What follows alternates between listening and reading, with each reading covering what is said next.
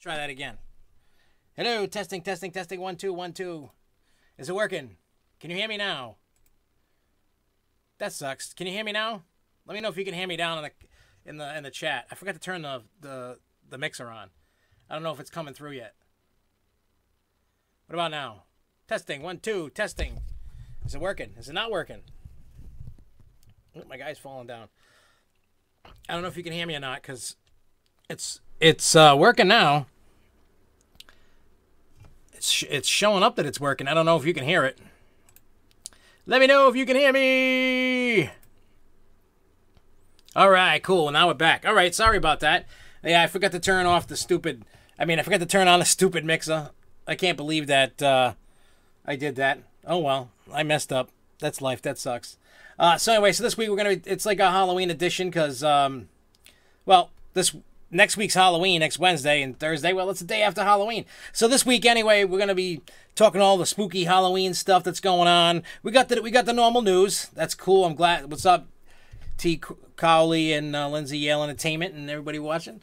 That's not talking. Again, before we begin, if you're new to the channel, you're like, oh, what is this madness? Just look what we're going on in chat. By all means, join in on the chat. And even if you're watching this later, always drop a comment. We always answer. Maybe not immediately, but we do. But anyway, so yeah, we're going to be talking about some stuff. There's not a ton of news. There's just like some weird things that are probably going to make me rant this week. And then we're going to talk about the Vampire Circus. We are going to talk about Ace Behind the Screams at Six Flags New England. We're going to talk about Factory of Terror. We're going to be talking about next week and what's going on and all the good things, the haunt reviews. We're going to be talking about the Hauntapalooza podcast that's coming out and all that good stuff. And yeah. And also, if you didn't know or you're not paying attention, we did release a flashlight corn maze vlog. It took us like 30 minutes, but then I think I made it go down to 15 minutes.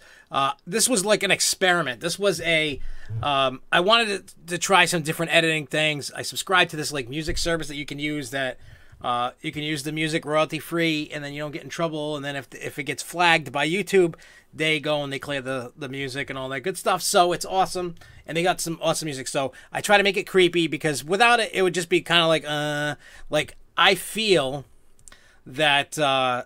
Adding the music and stuff to it and the different editing that I tried out, that the video worked a lot better than it would have been if I did not do that. So definitely check it out because it's kind of funny. It's stupid, but who's fighting, who's screaming, who's falling over. Just the beginning has like no light because I didn't remember to turn on my flashlight on the phone, and some good stuff with that. So yeah, we're definitely going to be doing some cool stuff tonight. So first, let's get through all the news, because there's some stuff that I want to definitely hear feedback from you guys about. Yeah, there's no game tonight. The World Series is on tomorrow night. I get it. It's weird. It's like people will watch it live. People forget that it's on. People don't watch it. I don't know. I just find it, there's like... people watch people. It really depends on the topic. If you go and scroll down all the videos and then you look at what people want to watch, you'll see this might not be what they want to see. And by all means, that's fine. I'm not going to cry about it. I would do it even if nobody watched it. That's how lame of a person I am. Just because personally, for me, I enjoy doing it. It's fun for me. I love it. And I'm glad that there's people watching. And those that are watching, by all means, share that on all your social medias. Let them know that we're here, and let them know the show's going on. Let's see how many people we can get in this live show tonight. So everybody that's watching right now, what I want you to do is either go on Facebook or Twitter and say, hey, and then copy the link and put it in and be like, hey, come hang out with us and watch this show. We'll see how many people we can get to, what do you call it? Tune in. The problem is you got to keep reminding people, you got to put out the heavy promotion if you want people to,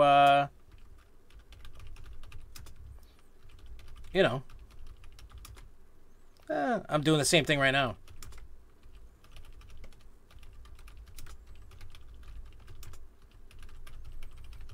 Oops, that was if I learned how to spell. I know, I should have been a little bit better on this. I know, I'm sorry. Here we go.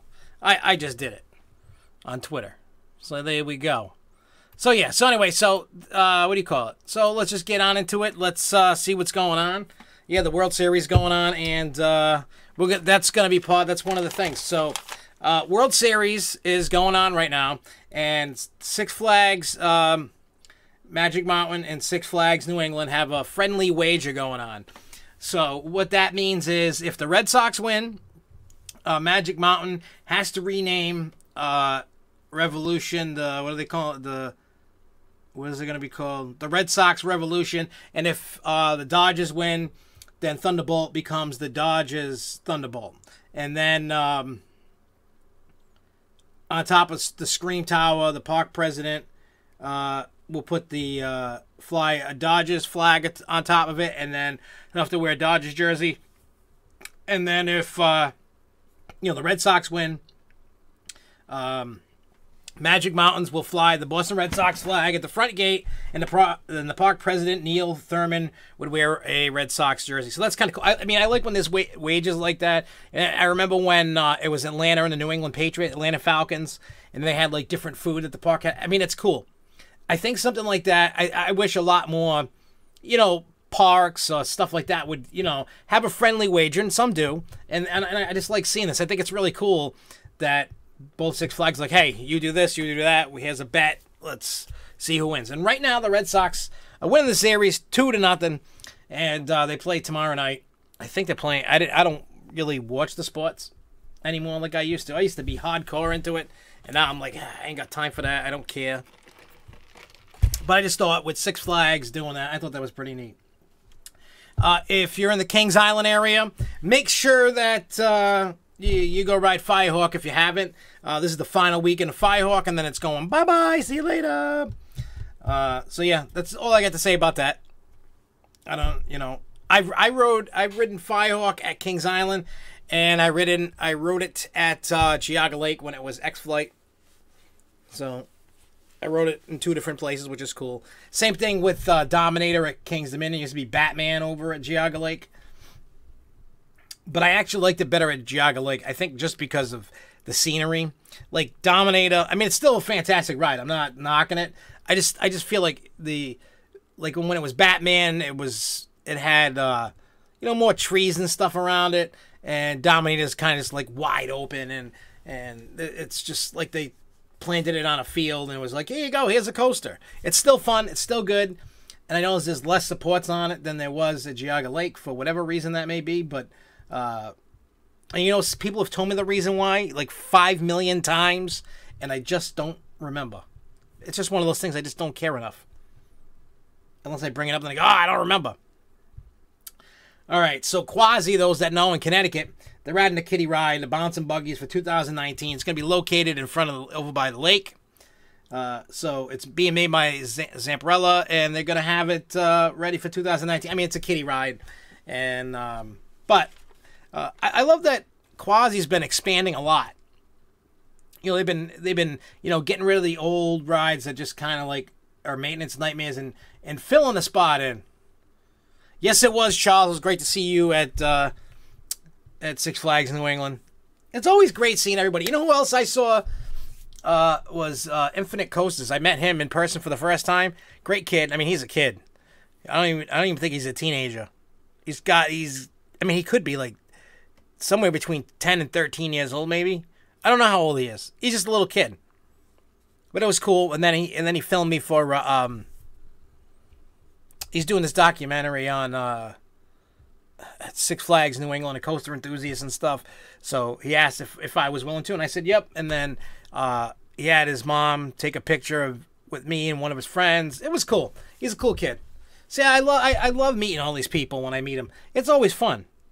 I try to make sure I say hi to people. I make sure I hang out with people, or at least talk for a few minutes, say hi. I don't want to be that guy that people are like, oh, hey, what's up, Nelson?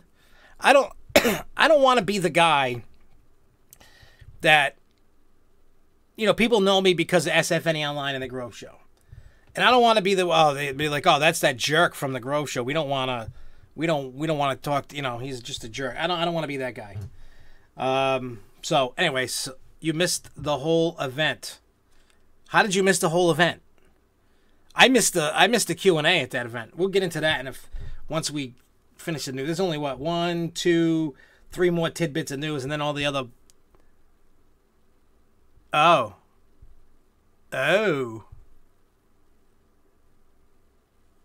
What you should have did was you should have went to guest services or whatever, because I know people came in late and people were coming in. Still, so yeah, so that was Quasi with they're adding the bouncing buggies for 2019, so yeah, they keep adding stuff every year. It's great, and I can't wait to see what happens, you know, down the road, because I know they said that they would at some point like to add another coaster somewhere, but you don't know when that is, and when they're gonna spend the money and what they're gonna do and how they're gonna do it. There's a lot of things they got, especially like with a town like that. There could be rules and be like, hey, where's Haunted Acres? And is it I want to hear. I suppose that it's is Haunted Acres near Six Flags? Kinda, is that the one?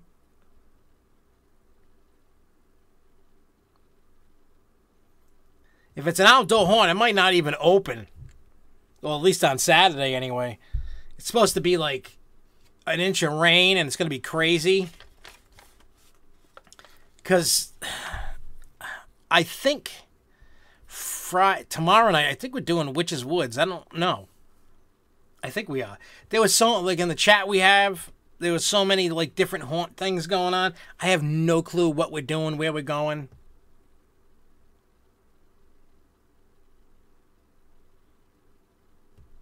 Oh, yeah, I probably won't get to that one. Why is it... Oh, excuse me. Why is it there last year? They're just, like, going to hell with it, or... I thought it was, like, a different one.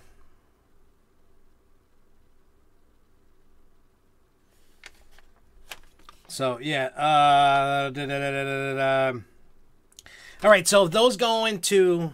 It's in East Windsor. What's in East Windsor?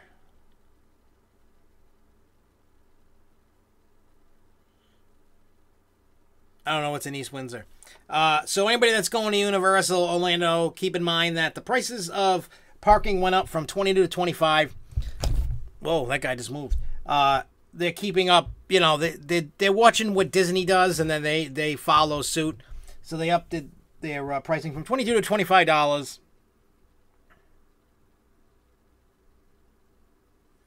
Yeah, it is. Yeah, it's supposed to... What is the weather supposed to be? I mean, they were talking... What's up, Coaster Box? It's a zip line park. I don't know. They keep... Oh, maybe, yeah. Factory Terror was awesome. Yeah, we're going to be talking about that in a little bit once I finish these tidbits of news, because you guys got an... I don't know how many of you have been to Factory Terror in Worcester, but let me tell you, it changed my expectations on Factory Terror from past experience with the other ones. Hang on, let me look at the weather real quick, because the weather that I've been seeing for this weekend, because we're all trying to figure out where to go for this weekend, because it's the last weekend for haunts, and let's see, for tomorrow, for Saturday, it says high of 47, low of 45. And they're just saying rainfall around it. Oh, now it changed to a half an inch. So it's going down in terms of how much. And then it says Saturday night rain. So Saturday's going to be like a washout. Any haunt that's going to be open during Saturday is probably not going to open. Your best bet, if you're looking for an indoor haunt, like, say, Factory of Terror in Worcester, go there. And it's indoor. They even have indoor waiting area, so that'll be good. Sunday, it says showers late, Sunday night. Friday, late, light rain late. Oh, after midnight, so you can be able to do that. So, yeah. Like I said, make sure you keep in mind, if you're going to go to haunts on Saturday, go to an indoor one. whether it's Factory of Terror or whoever else that you want to go see. Because let's face it, I don't know about you, but I don't want to be walking outside, walking in the mud, tripping, falling, look like the swamp monster coming out, and dealing with all that crap, because that's just not what I want to do. It's just not what I want to do. So Saturday, we definitely have. I don't.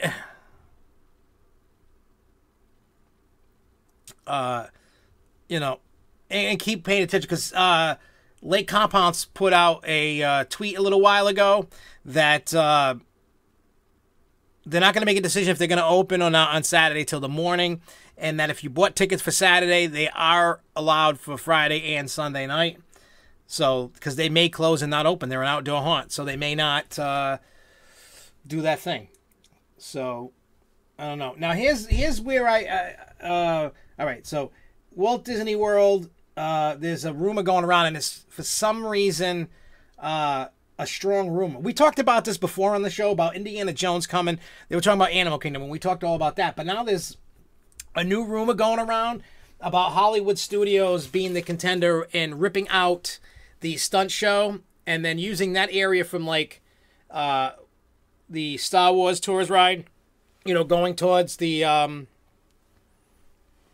what do you call it? You know, where the stunt show was, and that lake where the dinosaur is.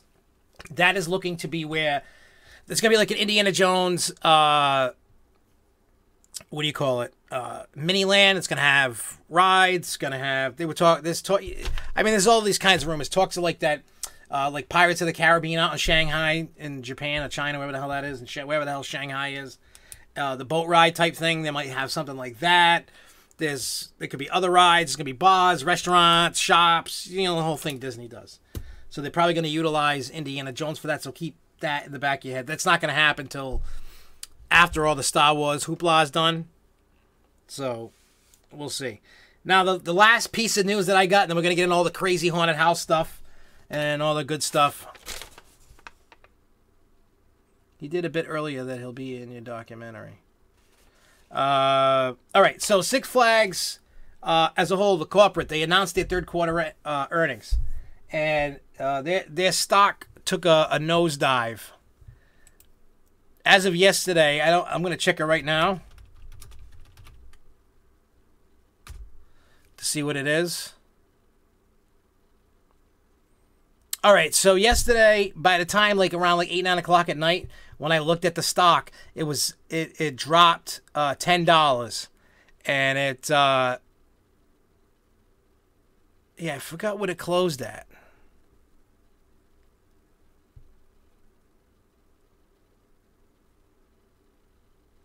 Well, this is weird. As of 4 o'clock, it lost 16% of its value yesterday, so it crashed that much. But then it went back. It was at, where was it yesterday? It was like $63 or something like that, and now it went up 30 cents. It's to $53.33. But if you're looking at after hour, oh wait, as of 4:15, it went down to $52.91. I don't think that counts. Well, after hours trading is minus 42 cents. So I don't know what's going on there. It's been bouncing around all day. But anyways, the reason why that the stock dropped was when they announced it, they had a third quarter of a 2018 increase of $39 million, or 7%, from the third quarter of 2017 at $620 million. The revenue growth was primarily driven by a 5% increase in attendance to 13.6 million guests, and a 42% increase in sponsorship, international agreement, and accommodations revenue. The stock also took a 16%. Yeah, the bat. They're not happy with the growth, and yep, I remember I just talked about that a second ago. I did. So basically, they were expecting, they missed it. They missed expectations by like 15 cents a share. So that's what caused all this baloney, and they're all pissed, and everybody's just like, the sky is falling. I read this like more in-depth article. I think it was like Motley Fool's stock thing that was talking about the reasons why that it fell. And then I was just like, you know what? It missed it by 15 cents. I get it. I think Six Flags is in a little pickle right now, and hopefully This is showing them something. I mean, like the per capita per spending is down, you know, at the places. Here's the problem, and there's an easy way to fix this. One, they have to stop copying all the rides. Like, you know what I mean? I've talked about this a million times. You don't need to have a carbon copy of every flat ride. I mean, flat rides are limited, yes, we know. But you know, this park gets it, this park gets it, this park gets it. If you get where I'm going with that. They're going to have to do something about getting better attractions at the parks. Evidently, people aren't exactly happy with what's going in, evidently, because their stock showed it. During a time where the third quarter is really where they make most of their money. And their third quarter was kind of basically crap. Well, it wasn't crap. They made money. They didn't lose money. Just not made enough. They're going to have to raise their ticket price. They practically, they give the gate away. They give the food away. Well, if you buy a meal plan. Not everybody buys a meal plan, but, I mean, I have a meal plan. My kids have a meal plan, so on and so forth. You get where I'm going. The whole point of all of this, excuse me, is they need to change some of the stuff that they've been doing, or their revenues are going to drop, and you know, they have to make money one way or another, and they need to first start with they can't be giving the gate away. Six Flags has become a what do you call it? A babysitting service. Parents drop their kids off. Parents go to work. They'll pick up their kids later, and then you get all the riffraff running around. It's just because the season passes, tickets are relatively cheap compared to other places. You can get deals online for cheap tickets, or most people have a thing. I mean, memberships could have screwed up, and they're not going to totally know.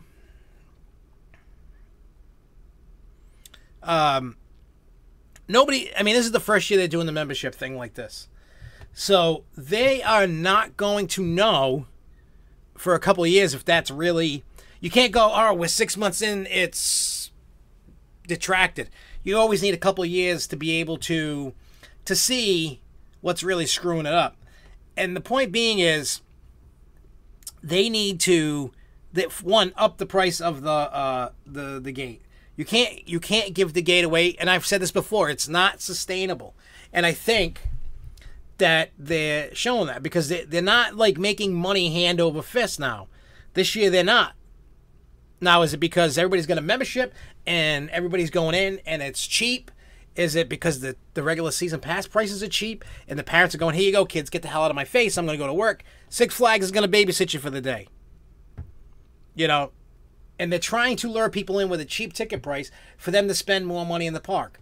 Now, I don't spend as much money in the park. Why? Because I have my membership. I get all the cool perks. I don't care if I have a flash pass or not because I go so much. I don't... Well, I can't say I don't always buy extra food because I do like to get the thrill shakes, as you guys know. And those are not on the dining plan. I always pay extra. Thankfully that they're half off.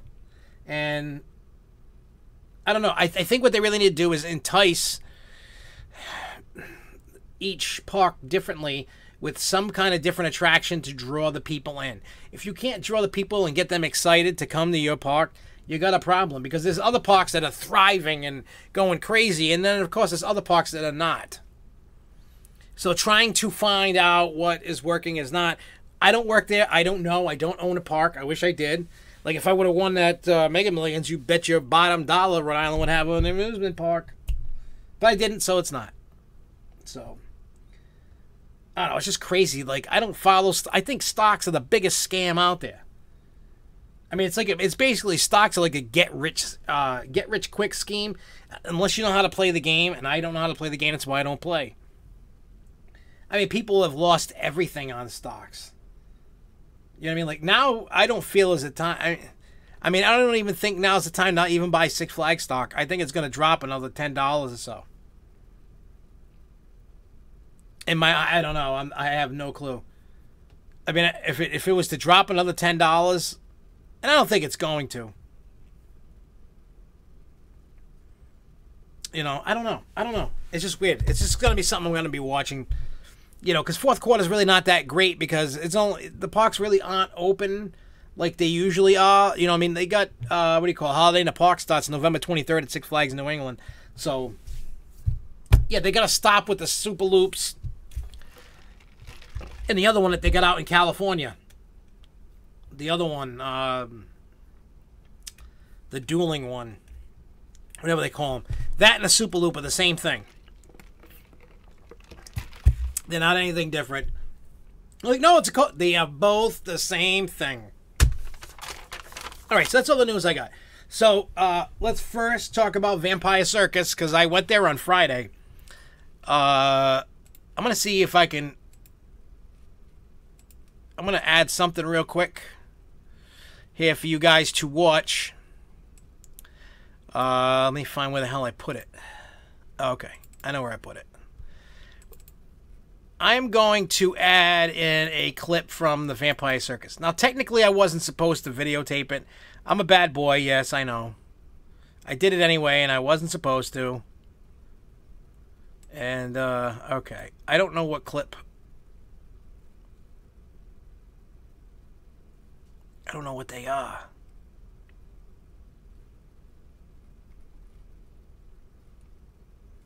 Because there was one that was cool, and I don't know what the hell it is. Oops. Can I just add a bunch of clips? No? Well, I'll just add a clip, and if it doesn't work, then we'll go to the next. I know this isn't the best of things, but bear with me a minute. I should have named the clips, because I just put it out on the Martin Family channel. I hadn't put anything out in a while.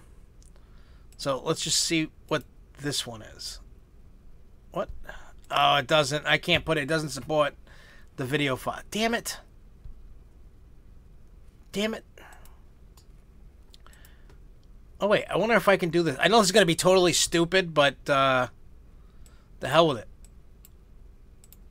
Oh, wait. I can't even fast forward it, so forget it. Never mind. I lied. I'm not going to show that. I should have. Oh, I didn't get caught. See me. I didn't get caught, so that's good. I didn't get caught. Somebody actually behind me got caught because my girlfriend Jessica was like, "Hey,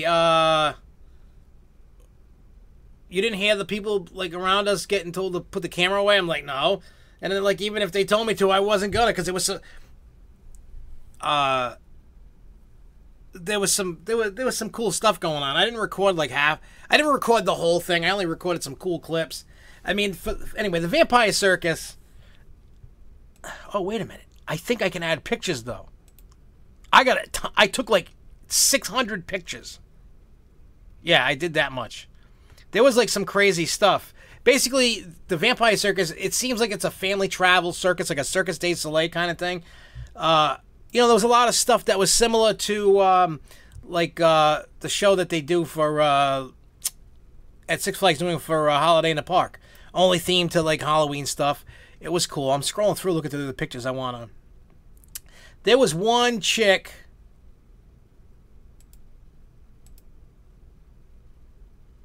Oh, yeah. Hang on. Let me do this real quick. I got to add the audio so people can hear me as I'm talking. All right, check this out. This chick was like a hula hoop chick. And there's like, what, 1, 2, 3, 4 hula hoops. She was on the ground. She got herself going. And then it lifted her up like that. And they were still swinging around. Tell me that's not cool. That was really... that was really cool. Yeah, Wicked Cyclone was hauling some major butt. I have to say that my Saturday ride on Wicked Cyclone was probably the most intense I've had since, like, the first time I rode it. That thing was crazy. Because I was sitting, like, in the middle. And usually, like, when you're coming in that last hump into the brake run, unless you're, like, in the front, you don't get that little blip of air. I was, like, more towards the back, and I got it, and it was crazy. I don't know, my ride on it, whatever train I was on, I think it was the orange one, Because there was like a problem like during that ERT time that we had that it just like stopped. I know I didn't get really stapled either, which was cool. They had sensor issues on the ride, so like some people getting stapled, some people weren't. It was crazy. Like I was like, oh my god, this is awesome. Like that was like one of the best Wicked. I didn't even ride. I didn't even ride Superman on Saturday. I know, sad and crazy and awful. So anyway, so yeah, so Vampire Circus was cool. It's like it seems like it's like an actual like family from kids to everything. They had this clown like host, and he was cool. Like some lady walked in like after the like a couple minutes like after the show started, had her hands full with like snacks and drinks into the theater, and then he came off the stage busting her chops, pushing her out the way. And then, like, she came back in, and then, like, he, it was his time to leave and do the thing, and he did the, like that, and was like, "You're late!" It was cool. And they have, it's just one of those different, the thing that I hate out of all these things is, when they're, that cloth that they climb up and wrap around and roll around, to me, that is, like, and no offense to anybody who does that, it's like the slowest, the slowest, kind of most boringest part of any circus state. So I don't know. I just can't get into it. I just can't. Then they had like these two guys, lifting each other up, and it was kind of weird and all that stuff. There was a lot of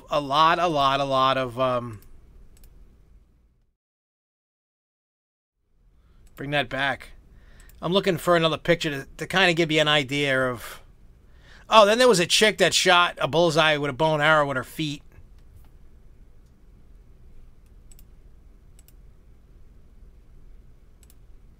Like this. That was crazy. She legit had somebody's big head in the way, so you couldn't see the bullseye, but she shot that thing with a bullseye with her feet. That is something else.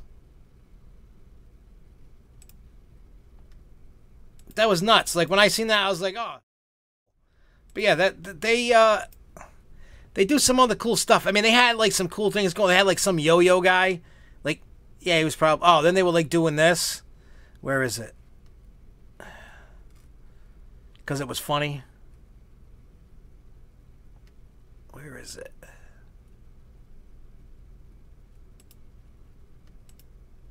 Oh yeah. Can I? How do I rotate?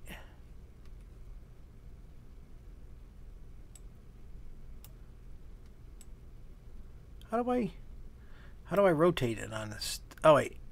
Oh, here we go. There we go. All right, so you can see this one because this was cool. Throwing knives at a guest from the crowd, but they weren't really doing that. See, if you look, the guy that's behind the guy with the thing over his head, he has a knife in his hand, and then he comes over there and he pops it to scare the guy. So it was cool. So, I mean, you get the gist of what was going on and all the cool stuff that was going on with it, and it was awesome. And, yeah, it was really cool. So, they had this at, whatever that theater is in, Woonsocket, Rhode Island. Oh, the Stadium Theater. It was cool. It was a one-night only thing, and it was awesome. And Jessica's mom had bought them for me, Jessica, Danielle, and Jimmy for Jessica's birthday as her birthday present to go to this thing, and it was cool. They had great effects, the great music. Everybody did a great job. There was a lot of cool things. It was all Halloween themed. It was awesome. Like, if it came around, I would go again. I thought it was up. Hey, what's up, John? And so yeah, Vampire Circus was cool, well worth the money. And if you happen to see it come around, definitely go check it out. Plus, it was like Halloween themed, so I was like really into it, so it was good. So let's talk about Ace Behind the Screams at Six Flags New England. And yeah, unfortunately, I don't have any pictures. My favorite haunted house at Six Flags New England, huh? That's a tough one. At Six Flags New England, I think I think my favorite is the new one, and I'll get into that in a second. And then I'll explain why. But in any case, so the event was put on between Six Flags New England and American Coaster Enthusiasts. It was a free event. You got free admission, free parking, free snacks, and what else? We got behind the scenes tour. We got a Q&A with the Graveyard Groove cast. We had 2 hours. Oh, excuse me, I skipped the line. Privileges on all the rides, and it was a free event. So that was great. Now, they did not allow us to film or take pictures of any of it. Like I told you, they weren't going to allow any filming or anything during this. They wanted to keep with the little sneak-a-doo rooms hidden. They're just one of the haunts that doesn't allow you. If it's going to rain as much as it says it is, it may open, it may close early, I don't know. Your best bet's to either go Friday or Sunday, honestly. They'll be the driest of the 2 days. But yeah, so unfortunately I have no footage of that. I have no pictures of that. So I don't have any of that for you. But we got to do a behind-the-scenes tour of Twisted Tales. We got to do behind-the-scenes of Midnight Mansion. And we got to go inside the makeup room, which is actually located in the Skyway, the Sky Rides station. That's all enclosed now. They have storage for part of it. You can see all the Christmas decorations. And then you got to see where they do all the makeup. It's all set up there. So that's where they go for their makeup. But we got to see things. It was cool. And we also did, the first thing we did was we got to go to the theater and do a Q&A with the Graveyard Groove cast, which was cool. You got to see who played what part, what they do. They talked about all that stuff, the makeup, how they prepare for it and all that. So that was really cool. Yeah, so that was cool. The behind the scenes tours were cool. I did meet Infinite Coasters at the Wicked Cyclone exit, and like I said a little earlier, he asked me to be in his documentary, and him, and I forgot who the hell was with him. I think his friend or something. I forgot who it is. I'm sorry. I don't mean to be rude. I forgot who it is. And we took a picture together. It was funny. It made me feel like I was important for like 2 seconds, even though I'm not really that important. I'm just like, what are you guys? You guys are just the foolish ones to sit here and listen to me talk all day, for an hour or two. But hey, that's cool. Yeah, I enjoyed Terror Tales. Now let me tell you something. I have the full review of Fright Fest coming out. Like, I've done the guide too, so you guys know, and I did all this other stuff. But what do you call it? The full review is coming out. I forgot what day. But not like it matters. Everybody either has their opinions going. Hi, my name. Oh, his name was Xander. Xander. I don't know how you pronounce that. But yeah, so here's my problem with Six Flags, and it seems it doesn't happen. I haven't seen it happen in Midnight Mansion, Slasher Circus 3D, or Forgotten Laboratory, but it happens for some reason in the wood, the zombies and the Terror Tales. And my problem that I have with this is their pacing and grouping sucks for those two particular haunts. And the thing that I hated the most about it was the group that I had going into the haunts. Oh, Xander. Okay, cool. The problem that I have with the way that they grouped it was I already had, 10 in my group? It was me, Jessica, Devin, Jeremy, Luco, so that's 5. Alyssa, Milosh, and oh my God, I can't think of her name. I'm drawing a blank right now. What a jerk I am. Monica. That's who. There was more of us. 8? I felt like somebody else was with us. Who else was with us? Because we kept saying 10. Maybe it was 8. I don't remember. But anyway, so whatever our group was, I hope I'm not forgetting anybody. Who the hell was rolling with us? Oh, it could have been earlier when we were hanging with Larry and Pete Flaherty and some other people, maybe. I don't know, but there was just us, big group, and they grouped us with like 4 to 6 more people. And they were walking faster, so we saw them getting scared ahead of time. So it ruined it. It was just bad. Like, I don't know. It just like ruined it. Because like when me, Devin, and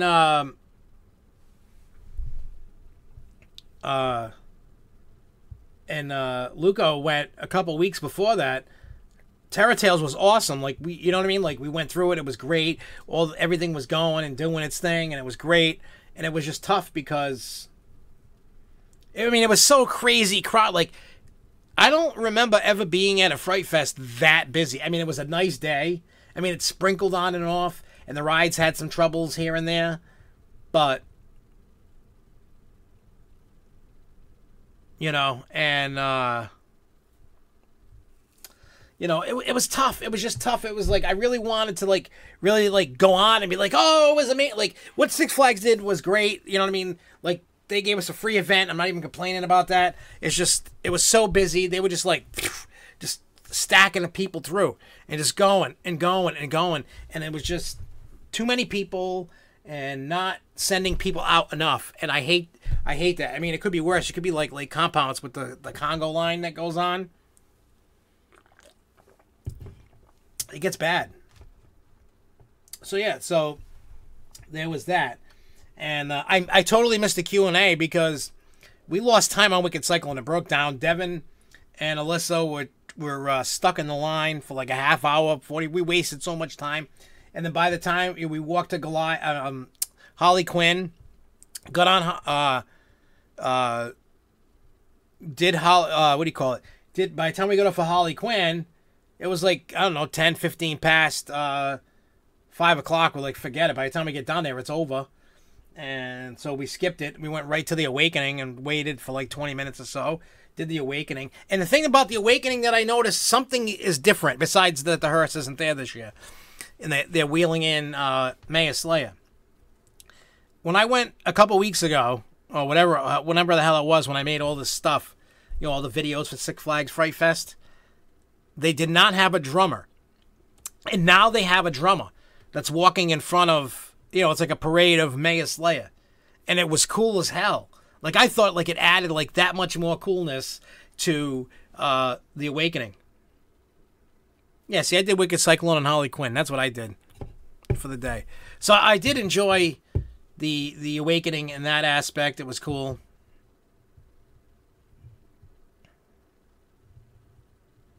Yeah, it was just what they shouldn't have done was put the Q&A at the, I mean, I know they wanted to get everybody to go to what do you call it, the Awakening. It's just tough. You know what I'm saying? It's just tough. Trying to put on the event like that, and I get it. I totally get it. I mean, I thank Six Flags New England for doing the event and Ace them putting it together. It was fantastic. You know, for what it was. I mean, things happen. It was busy. Number one. Number two, some ride breakdowns and stuff causing it. You know. So I don't know. I don't know. It was just fun. It was fun. Just, I wish it wasn't as busy so I could have enjoyed it a wee bit more, you know? But anyway, so let's move on to Factory of Terror. I mean, we're running out of things to talk about, but I think we'll be fine. Yeah, you look like a young little kid there, Infinite Coasters. You look like you were 10, but how do I know what the hell 10 is? I thought you were like 10, 12, 13, somewhere around there. I know Jeremy is 13, going to be 14, and he's in 8th grade. That I know.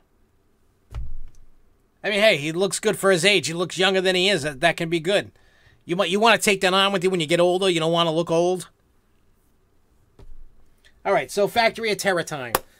And if I remember correctly, Mr. T. Crowley, I do know works there. And if I remember what he does, he is one of the clowns. One of the first clowns that you see, hands out the 3D glasses. I got to say, and I'm not trying to kiss your ass or anything, but it was memorable about just the whole, like matter of fact, what I did was, when I went, I talked with them, they asked me to come and review the haunt when I talked to Jack. So that's what I did. I said, look, can I film the haunt? I said, it's up to you if we can put out the POV walkthrough or not. I said, that's up to you. But I said, I just want to use some clips, some good clips of it, and put it in the review. And they said, yes, that is fine. Just don't put out the what do you call it? Just don't put the full thing out. So, so that's what I did. So we were allowed to film, and that's what we did. Slider Asylum.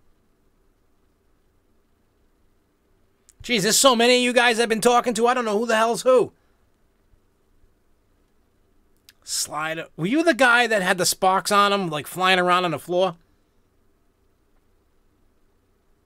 I can't remember who the hell. I talked to the guy in the 3D clown thing. In the 3D haunt, they handed out the glasses, and he was cool. I don't even know. Well, I don't know if you've seen the POV, because a couple of guys asked me to put it, and I tried getting them to download it, and it wasn't working. So what I did was I put it on YouTube as unlisted, and only I gave it to Jack and the clown guy. And then when I looked at the views, it had like 112, 116. I was laughing. I'm like, I mean, nobody can see it. What do you call it? Unless I share the link, nobody knows it's there. So we're not gonna release it to the public. It was just, they wanted to see it. And matter of fact, we're actually gonna come back. I gotta talk to Jack about a day. What we're gonna do is we're going to do a interview with the haunt and do some behind the scenes stuff. And I want to ask, I hope it's okay if I can go through one more time. I got a new camera that I want to test out that does night vision, that's supposedly better than the one that I filmed it on, because the thing about the camera that I don't like, the one that, if anybody that works at Factory of Terror that's seen the POV, the audio on it is horrible. And it bothers me that the audio is horrible, and I can make it better with this new camera I got. And so I'm going to talk to Jack. I'm going to talk to management to see if that can happen. And if you see us with the cameras, if we do go in again and you see us with the cameras, pass this along to all your scary people. Go extra crazy. I mean, obviously, you're not allowed to do, harmful things, but go a little more crazy. I mean, you guys were already crazy as it was. So anyways, the point of the story is we went there, we did it, and, people were going to think like I was going to have like this biased, this biased review because they invited me down and gave me tickets to go in. For those that have watched,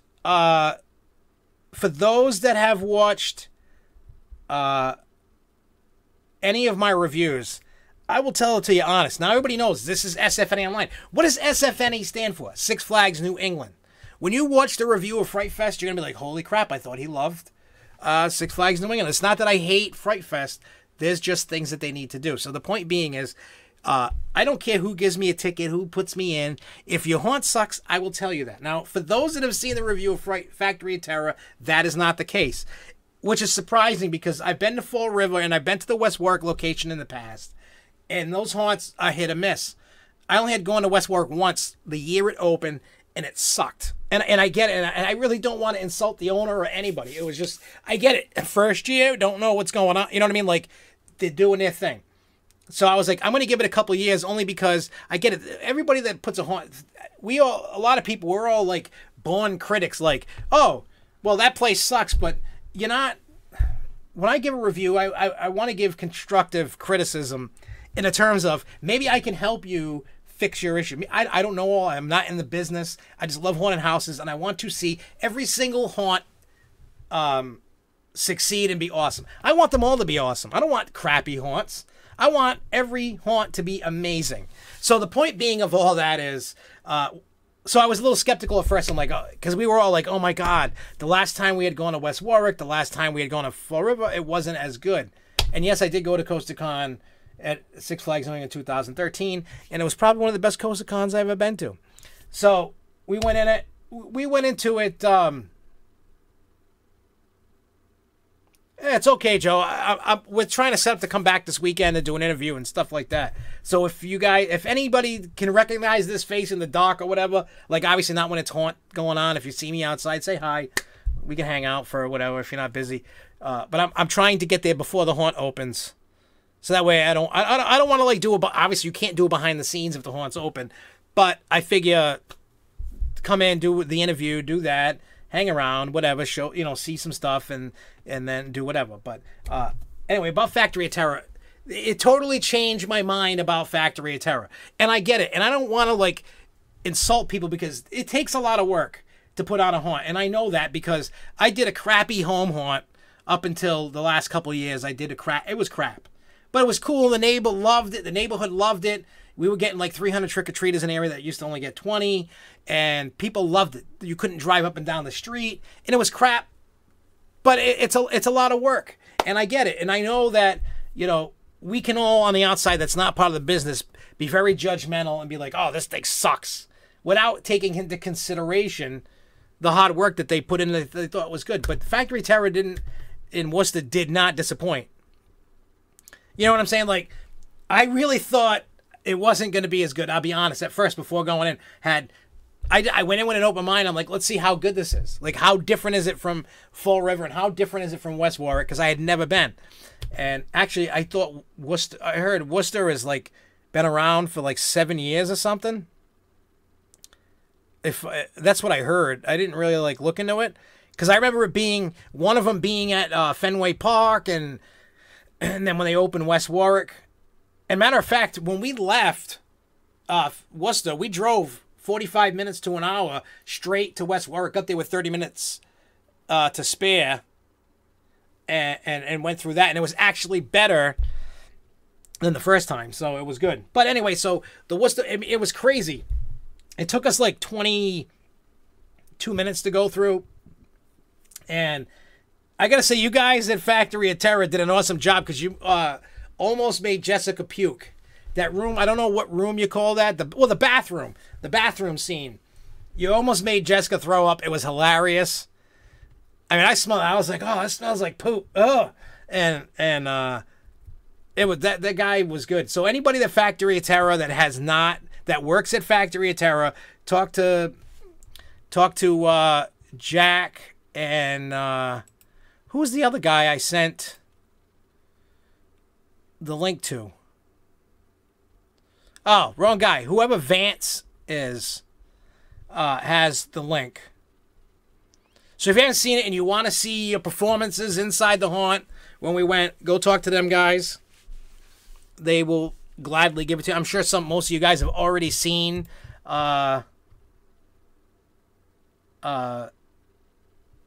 seen it, I'm pretty sure. If not, talk to Jack, talk to Vance. They got a link, or message me somehow, and we'll get it to you. But in any case, anyway, I want to film it again because I have a way better camera. Basically, the camera I have is a knockoff GoPro that was what I would call hacked, so you can see infrared, and I mean, it was cool to see, and I was able to edit the color so it didn't look pink. It looked more like black, whitish kind of thing. This one will look blue, and I can change that. But the video, the audio quality is far like a million times better.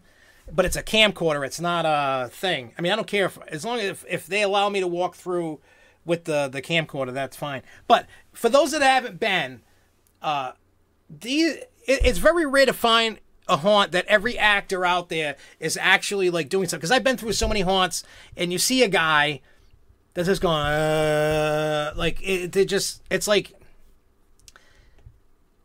it's kind of it's weird. It's like The ones just want to collect the paycheck, really aren't into it as much. Like, you can tell everybody in Worcester actually enjoys doing what they do. Because I remember the T. Crowley guy there with the spot. Like, I didn't even see the dude in the corner. The dude was just some part of the corner, and all of a sudden there's just like sparks flying on the floor, and it was nuts. It was awesome. Like, I was like, holy shit. Like, like I thought it was awesome. Like, the thing that I liked about this is, and I'm reiterating my review and then some. If you haven't seen the review, it's on this channel. But the thing that I really loved about it all, at the end of the day, was there was more than one actor in most rooms, and the way that they hide. Like I said, I built home haunts. I've always seen behind the scenes of Six Flags haunts, like compounds and other haunts that I've been to that allow me to go behind the scenes and stuff like that. And they show you with it. They show you, you know, when you're doing behind the scenes where the people are hiding. So, and I've learned just from just trying things out, what works, what doesn't work. So sometimes, and it seems like Worcester does that, but it's really a diversion. Because you think, okay, somebody's going to be hiding over here. Okay, there could be somebody hiding there, but they're distracting you because somebody else is somewhere else, or two other people, and it's like when I watched the walkthrough of Factory of Terror, and I'm watching like just people, like the actors, like all over the place, and it's just nuts how they're just popping out. Who's coming from up above? Who's coming from around this corner? Who's coming from around that corner? I like that. It makes it chaotic. It makes it crazy. It's just what I like. Because, like, there's only a few haunts out there that, like, I truly, like, well, like, I have to keep going back. I gotta go. Factory of Terror was just this year just got put on that list. But Fairtown, like, when it's extreme night, is chaotic. And I really wish Factory of Terror would do that. I don't know what the laws and the rules are with all that. But if you haven't been to Factory of Terror when it's the extreme nights, check that out because it's crazy. And they're actually allowing us to film that. It's November 3rd, I think, and 2nd and 3rd. They're letting me film it. We're going to film it and go crazy with it. But, and I can put that on YouTube. I'm allowed to put that on YouTube. So, but that's going to take me a while to edit because I want to make sure it's right and it's good, and it can only get done in one take. We can't, like, stop, do it again. It's just go. But anyway, that one, Eastern States Penitentiary down in Philadelphia, and Penhurst Asylum in Pennsylvania. It's like 45 minutes away. Those are like my most intense, crazy haunts that I'm like, got to keep going. And Worcester hit that list just by how chaotic and crazy and awesome it was. And the ones that saw Jessica and Danielle go flying by when the Chainsaw Man was... I was laughing. I was watching it today. I was laughing my ass off because usually they don't run. I mean, they get scared. They're very easily scared. If you watch the video, you can hear them scream a whole ton. And I know there's like people watching this going, "What video? I can't see this." Sorry, I was told I'm not allowed to post it. So the only ones that get to see it is myself, Luco, Danielle, Jessica, Jimmy, and Factory of Terror. That's it. Sorry, guys. Rules are rules. But Fairtown, you guys will get to see, but it's probably not going to come out right away. I am not rushing that edit.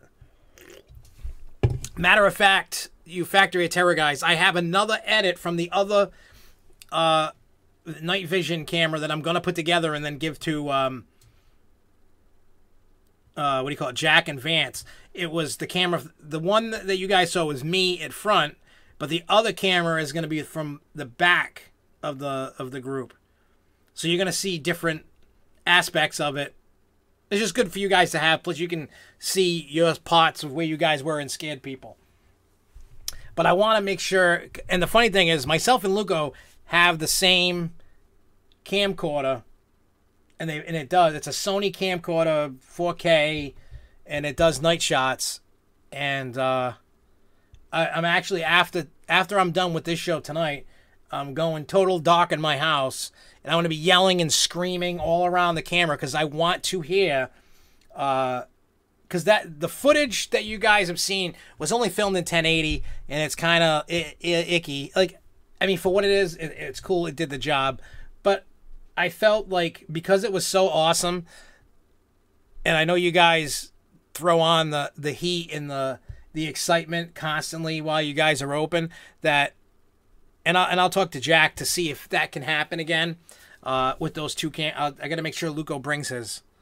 So that way you guys can see it. You guys can have multiple footage, and you know, and it comes down to I wanted to test the camera out. This is really a good location because, and the reason why is because it's multiple level, and it takes depending upon how fast or slow you go, it could take 20 plus minutes to go through, which is fantastic because I feel at a price point of any haunt, and I get now all haunts can't do that. Look at Barrett's in Massachusetts for an example. You wait all that time and it's like a 10-minute haunt.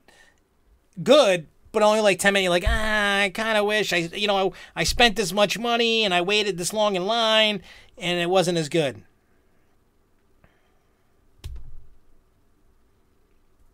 I change the font a lot. It depends. Like right now, I do a different font. I forgot what the hell it's called, black something, and it's like the creepy Halloween. It just depends. Don't worry, when Christmas comes, I'm gonna be using Christmas fonts. It all depends on what's going on. I just love it. Infinite Coasters, you need to get me a link to your vlog so I can watch that. I'd like to watch that. But yeah, so Factory Terror, they did it all. They do great. I'm telling you, if you're looking for something in the intense range and something that's really good, I would, if you're looking for something to do, especially like on Saturday, because it's going to be a washout, go there. If you want something intense, something freaky, something scary, that's honestly the place to go. Like Friday, we're going to do Witch's Woods. I've heard mixed reviews. I heard that place sucks. I heard it was awesome. I don't know. We're just kind of like rolling the dice at this point.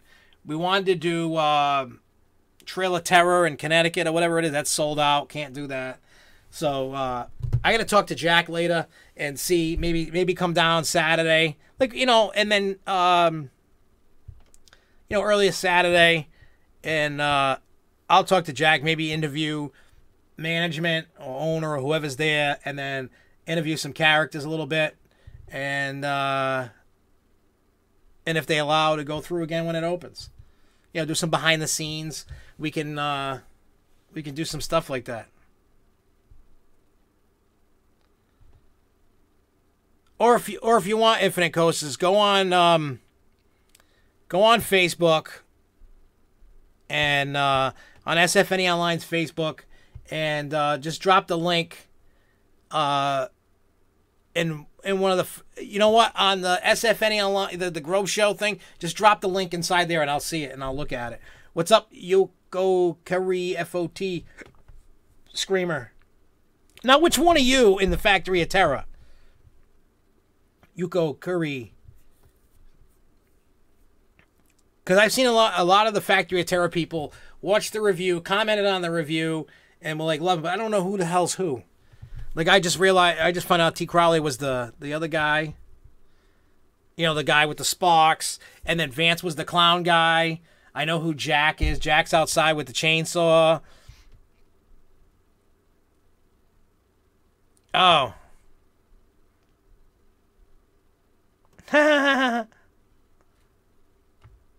What is your YouTube channel? Is it just, don't put the .com or whatever. What is the channel name? I'll find it. Is it just Infinite Coasters? I'll just go find it on YouTube and I'll go look at it. I don't know. But yeah, so everybody should definitely check out Factory of Terror, because what I'm going to do is I'm going to talk to Jack. Yeah, do you have my email? Do I have my email listed in this thing? I can just pop on this. I mean, I don't care who has my email. Oops, what did I do?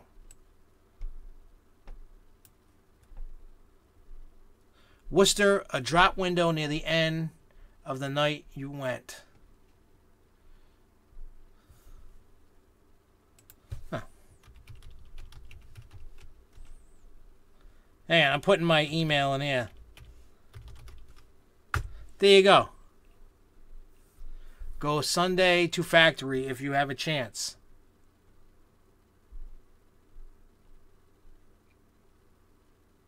What are we doing Sunday? I gotta talk to the crew. I don't even know what day we're doing what anymore. It's, you know what the thing is, it's sad now because we do for the Factory of Terror people that are like watching for the first time and checking out what I'm saying. We do this thing called Hauntapalooza, which is basically every weekend that haunts are open, we just travel all over the place. And then, you know, we've been reviewing the haunts for for this channel, and doing behind the scenes and filming the the walkthroughs when they let us and all that. Come see Twitch on Sunday. Who's Twitch? Which one's Twitch? I don't know who is Twitch. Vance.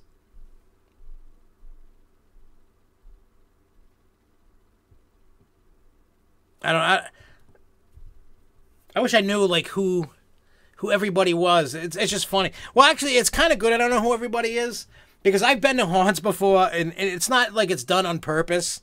But like people that know me really well that have gone to haunts, I noticed the prediction question. I did. Don't worry, Charles. We're gonna get into that because I have some predictions for that. Anyway, like I was saying, people that I've known kind of broke character.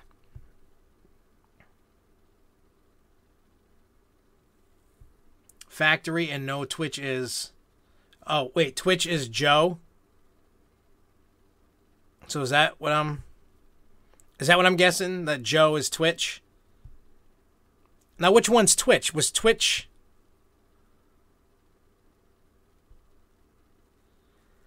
Your mother was in the asylum jail cell. Oh, okay, cool.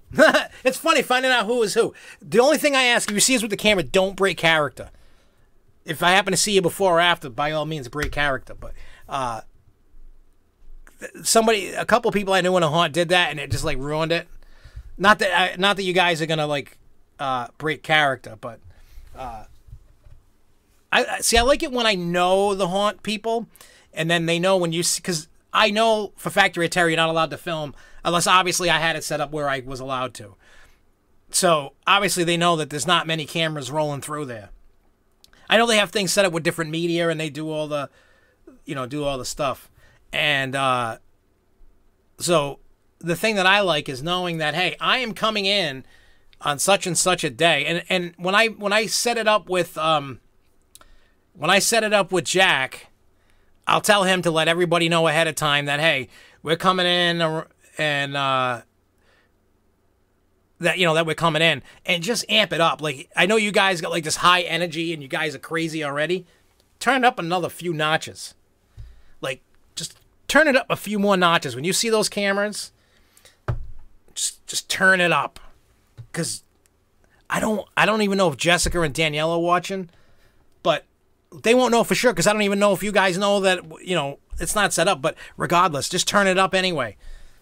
If you want to see somebody practically get a code yellow and pee their pants, Jessica and Danielle, those are the people. Those are the two that you go after. So if you see a tall guy that's 6 foot, hang on, I'm going to show you the camera.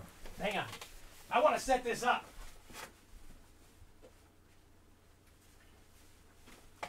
All right, so if you guys see this camera, right? I know it's going to be tough to see in the dark. I get that, right? But if you see two guys holding these going through on whatever night, that means Danielle and Jessica are going to be with us, two chicks. That's my girlfriend and Jimmy's girlfriend. And even get Jimmy, too.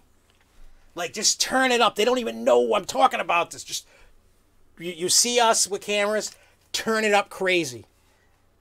Just, tell the poop guy to put extra poop. And so on and so forth. Just be like, oh, they're coming, poop guy, poop them up. I want it on camera that somebody pukes, pees their pants, something.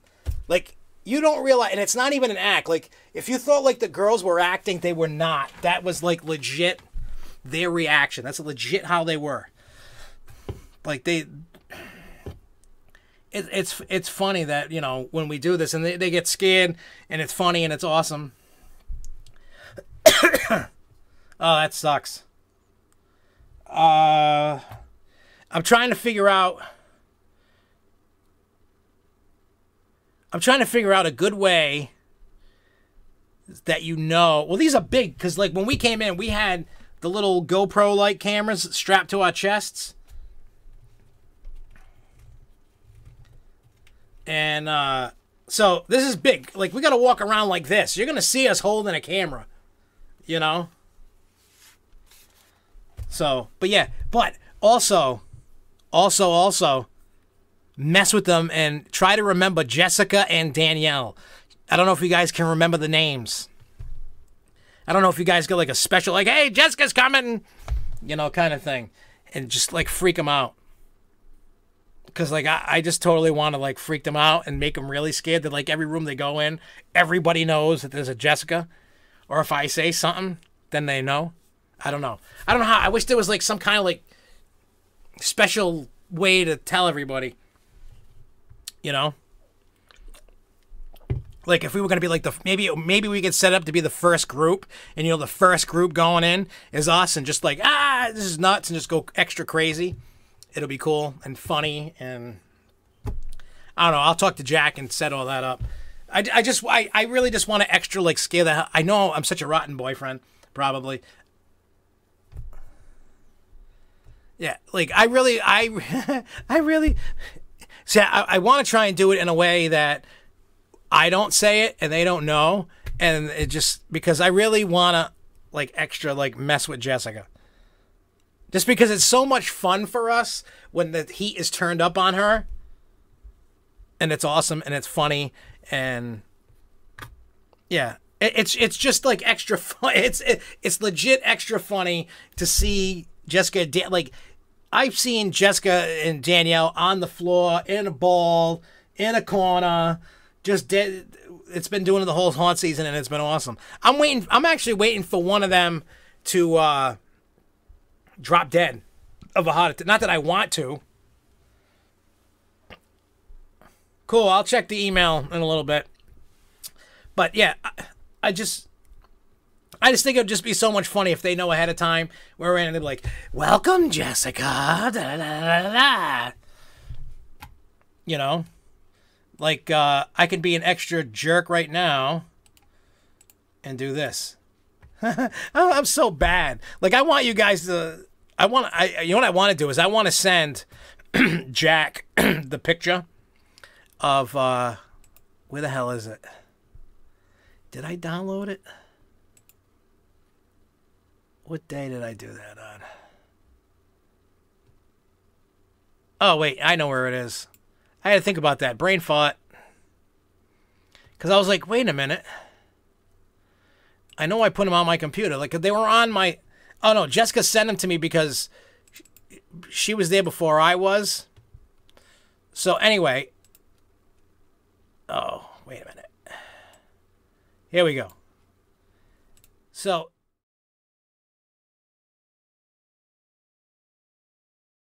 All right. So, if you're looking at the picture, the one on the left is Jessica. The one on the right is Danielle. So, the one on my left is my girlfriend, the one with the ripped jeans there. And then the one on the right is Danielle. So, if you guys know that, I'm going to send this picture to Jack and be like, hey, it's kind of tough because you're not going to really see their face. But I don't even know what they're going to be wearing that day, but to get an idea. I know it's tough, chaotic, what's going on. But, yeah, that's them.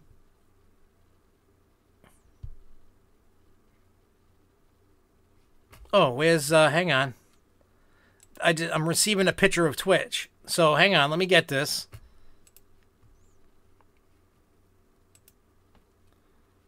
Whoa, that dude's crazy.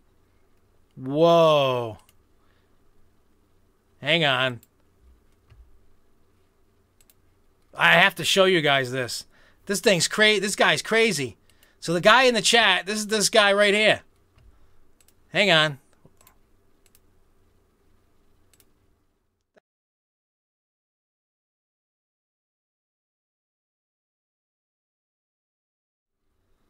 There you go. That's Twitch. That guy's crazy. Oh my God. That guy's nuts. Wow. That's nuts. You guys are nuts. Oh, where am I? Wow. Yeah, so yeah. That guy's nuts. Like, so let me ask, who's the clown? Who's the clown that had like the glow in the dark like dreadlock things? That guy was cool too. I mean, there was so many people. Like, I'm trying to remember all the different rooms. Like, I couldn't like single out like who was the best actor or actress in the haunt. Like, it was that crazy. Like, everybody was like on top of their game. There was nobody like, oh. I did not come across one person in that haunt that sucked. And that's rare because there's a lot of haunts. Actually, I shouldn't say a lot. Most haunts, there's always like a few slackers. Always a few. There's always a few slackers all the time. Again, that's why I like the haunts that I mentioned earlier. Factory of Terror in Worcester. Even Factory of Terror in West Warwick was awesome. Like, when I first went, I would have gave that like a 1 or a 2's Jessica Zombie head. I actually gave that a 4 out of 5. It needs a little work, but it needs to be a little longer. But it was way better than when I went. Oh, you know what? That was Knick Knack, because I met Knick Knack. Wait. Let me ask you guys that work there. The guys that you have, like Jack and the guy I showed with the burlap bag, the ones that are walking around outside, do they ever like go in the queue and then hop in the haunt, or are they just outside all night? Because I met Knick Knack, and I don't remember which one Knick Knack was. It might have been, I don't know. But I don't know. There was so many different clown guys. Then there was like the lady at the end that collected the glasses. She was cool too. Yeah, I don't remember who was who.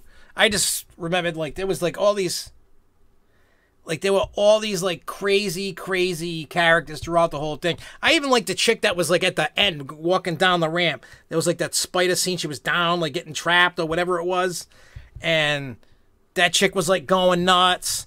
Then you had like it looked like a laboratory like medical room. That chick was going nuts. Then you had the lady that was going sniffing you like pork line. I was like, whoa, these people are like cool. You had her name is Pockets. See, I like learning all like the lingo and all that stuff. And but yeah, there's a lot of cool people that I saw in there, and it was totally. It took me about, like I said before, I was very skeptical about it because of past experiences with Fall River and West Warwick, and then it totally changed my tune, because then when I went to West Warwick, I was like, what? It was way better. Because like in West Warwick, they had the guy that has the messed up eye with the like the fake eyeball he takes out, and like he was trying to get people to lick it and stuff like that. But yeah, see, I like that kind of intensity. I like that in your face craziness. That's what I personally like. I know some people are like, nah, that's too much. I want to go to the trick-or-treat trail at Six Flags. That's about what I can handle. You know, but I like the intensity. I wish more haunts in New England were more intense. I don't know why. I don't know if it's like laws, rules. I know it's like a high liability when you do the touch me nights, you know, and, but still, like, I like the intensity. I like the craziness, and Factory of Terror definitely brings that craziness on to, the haunt. Like I'm telling you, if you're looking for a haunt to do, and Saturday you're like, oh, it's gonna rain, go there. Just go. Trust me, I guarantee you'll walk out of there and be like, whoa, Josh was right. He was right. I'm telling you, like, a lot of people have been watching my reviews, and then they've been going to the haunts after they've seen the reviews, and they're like, dude, you was spot on. You know, because I try to give as many details as I can. Like when I went to Fright Kingdom, how weird and creepy it was to get in there. And then so people are going, a lot of people that saw the review that haven't been to Worcester Factory of Terror, like, I'm going to check it out because you've been spot on with all your reviews. So I trust your judgment, and I'm going. So this weekend, you guys should probably get a whole bunch of more people that have never been, that have messaged me or emailed me or whatever, and was like, oh, we're going. So I guess my judgment means something, my opinion. And that's the whole thing. I try to make, that's what all this YouTube channel is about. That's what SFNEOnline is about. It's to show all the cool stuff in New England, even a little bit outside New England, whether it's amusement parks, haunted attractions, aquariums, zoos, museums, whatever it is. That's what we do. And matter of fact,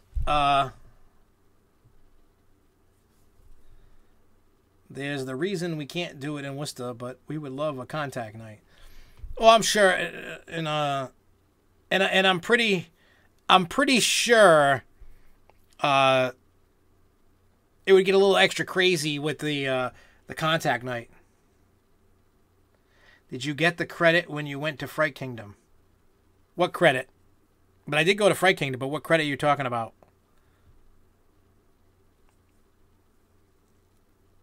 Well,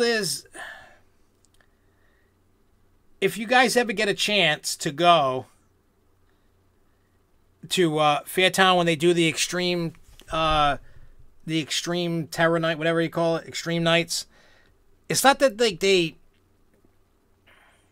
Have you heard of Wood Coaster at Night Valley? I don't even know what Night Valley is.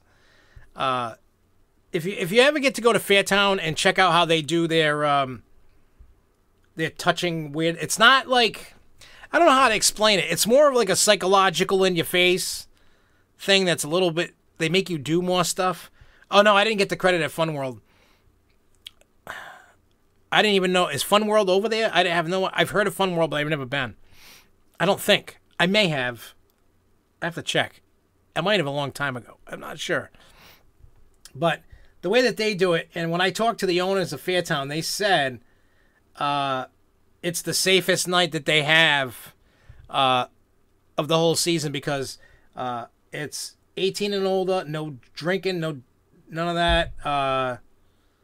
None of that stuff is allowed. Like if they know people have been drinking, they're not even allowed in. They can't. No, they have 0 incidences because everybody knows what they're getting into when they're going into it. So for them, and they're in Seekonk, Mass. So for them.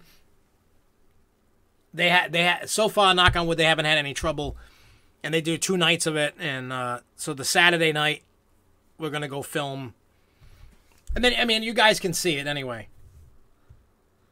Anybody that wants to watch it when it goes up, it'll probably go up sometime in November. I'm gonna take my time editing it. I'm gonna edit the hell out of that.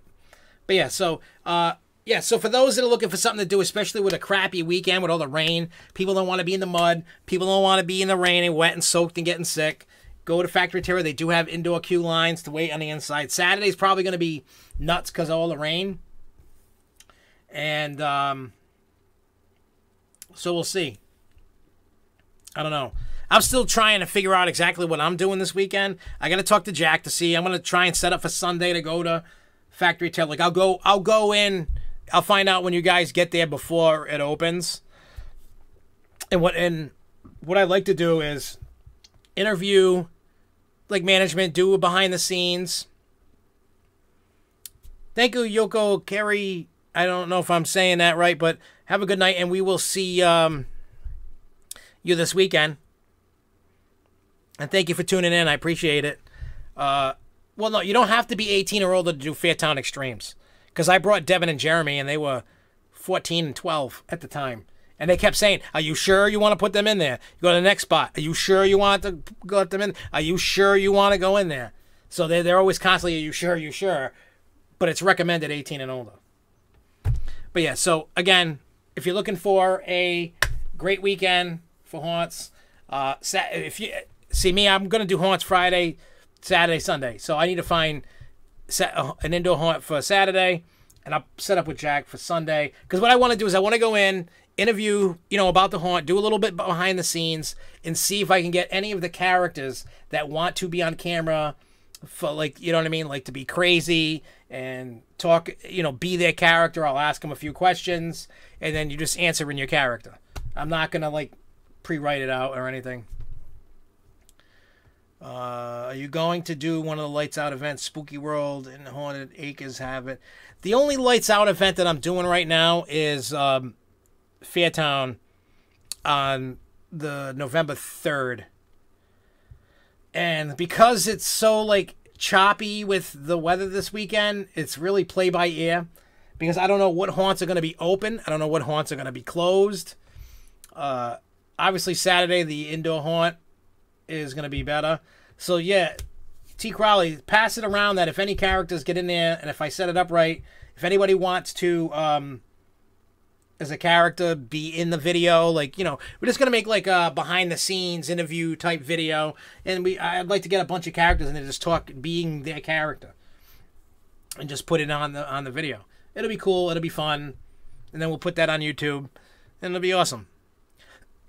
So yeah, but again, make sure you go to Factory of Terror. If you want to see Twitch the Clown, go Sunday. If you want to see everybody else and you don't care about poor Twitch the Clown, then go on Saturday. But I'm telling you, they turn up the heat, man. It's so rare in New England to find one. I heard like Trails of Terror was awesome. I heard Trail of Terror in Connecticut was awesome. But every time, the later you get closer to Halloween, the more busier it gets. So no matter what haunt you're going to, you're waiting. It's going to be busy. It's going to be crazy. So, yeah. Keep that in mind this weekend for any haunt that you go to. And it sucks that it's going to rain, because there was some haunts that I really wanted to go to this weekend that I don't think I'm going to be able to make it, and I'll have to put them on the list for next year. And it sucks. But yeah, it's crazy. Yeah.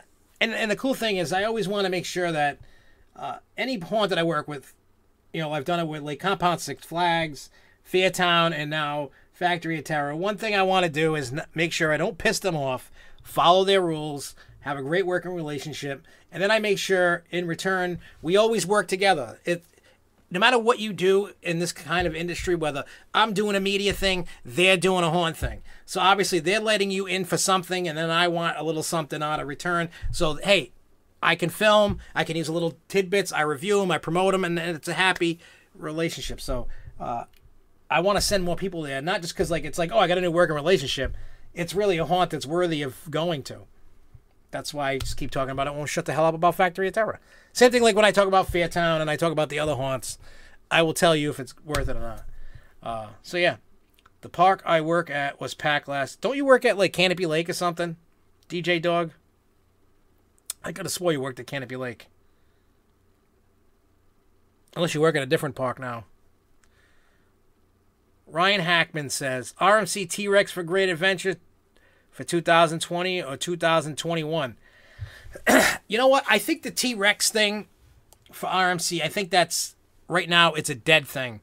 I don't think anybody's getting a T-Rex. That's the big one. And the only reason why I'm saying that is it's too expensive. It's B&M money. And not one park has ordered one yet. No one has jumped on it. They're all like going after the smaller one. So I do not see anybody getting a T-Rex. Not anytime soon unless the price comes down. And they may have to put the price. I don't know how they do that. I really don't. But I do not see a T-Rex for Great Adventure. I do see them either getting a ground up RMC. Yeah, like a Wicked Cyclone, a Wicked whatever. Wicked Cyclone, Twisted Timbers. I can see them getting a ground up RMC. Great Adventure's a big park. They need something, and they need something new, and they need something big. And I get it. Six Flags is trying. I mean, they got like $2 billion in debt, and they're going nuts. You know what? I can either see a Raptor or the other one, you know, like a Wicked Cyclone going in for 2020. If it's not 2020, it's definitely 2021. And I need to do the haunts there because I've never done the haunts at Great Adventure. Never. And I think that's on the list for next year. is to go do those, because I don't know how good or bad they are. I hear mixed reviews on them. See, the thing that sucks is, and I talk about this in my review about Six Flags Fright Fest altogether. Like Fright Fest for the shows, they got it. They got Graveyard Groove, and they got The Awakening's good, and Creep Show, Freak Show. That's like the standout things.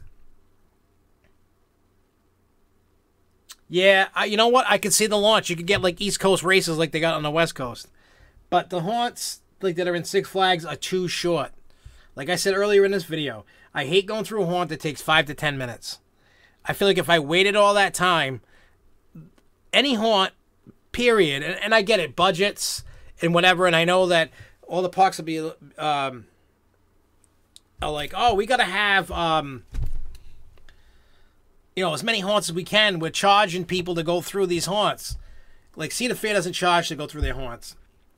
And their haunts are longer than Six Flags haunts. I would rather see quality over quantity. I'd be more happy with them. And when you watch the review, you'll hear it. I'll give you a little taste. I said something along the lines that, what do you call it?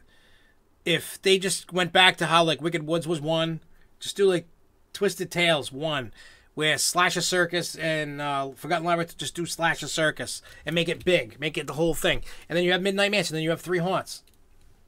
And then they could build upon and make haunts bigger, not shorter. I'm telling you. Quality over quantity. And I get it. They're trying to give you, like, the big bang for the buck. I get it. So, I don't know really much of anything about Great Event. Like Dead Man Party, they have their own awakening. And they have their own haunts. And it's, they got a whole thing going on. And I haven't done it. I need to do it. I need to be able to check them out. And I'll review those next year. Matter of fact, I'll talk to John Winkler or Kyle that works over there and see if we can arrange something to see if that's possible. And I'll just give them my constructive criticism, whether it's awesome, whether it's good, where they need to fix their problems. That's all it is. Like, I don't want anybody... Matter of fact, I did the review about Scary Acres in Rhode Island, and one of the managers commented on the video, and, I said that I'm not a fan of hay rides because the paths are too long. You know what I'm saying? Like, I am not... You can see the scares coming, and it's not as good, but, like, their cornfield was... Their haunted corn maze was awesome. And I said that, and...